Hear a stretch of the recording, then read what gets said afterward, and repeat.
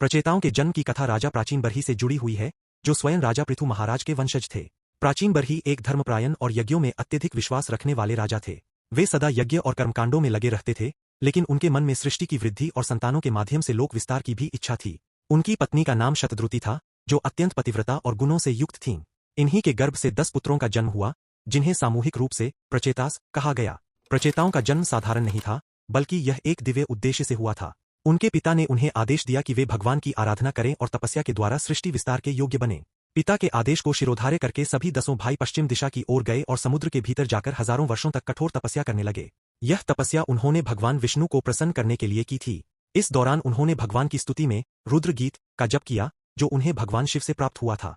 उनकी तपस्या इतनी गहन और एकाग्र थी कि अंततः भगवान विष्णु उनके सामने प्रकट हुए।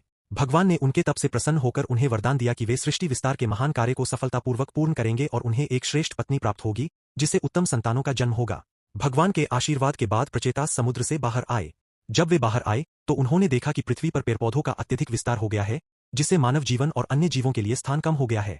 इस स्थिति को देखकर प्रचेतासों ने क्रोध में आकर अग्नि और वायु के माध्यम से उन वृक्षों को नष्ट करना शुरू कर दिया। उनका क्रोध इतना प्रबल था कि संपूर्ण वन नष्ट होने की स्थिति में आ गया। तभी ब्रह्मा जी प्रकट हुए और उन्होंने प्रचेताओं को समझाया कि सृष्टि में संतुलन आवश्यक है और वृक्ष भी जीवन के लिए उतने ही महत्वपूर्ण है जितने अन्य प्राणी। ब्रह्मा जी के समझाने पर प्रचेताओं का क्रोध शांत हुआ। इसके बाद वृक्षों के अधिपति ने अपनी पुत्री मारीशा का विवाह प्रचेताओं से कर दिया। मारीशा अत्यंत सुंदर और गुणवान थीं।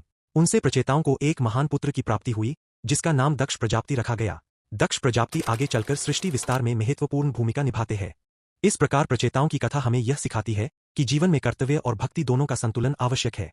उन्होंने अपने पिता के आदेश का पालन किया, सृष्टि के लिए कार्य किया और अंत में भगवान की शरण में जाकर अपने जीवन को सफल बनाया। उनकी कथा यह भी दर्शाती है कि क्रोध और असंतुलन से हानि होती है, लेकिन ज्ञान और संयम से जीवन को सही दिशा मिलती है।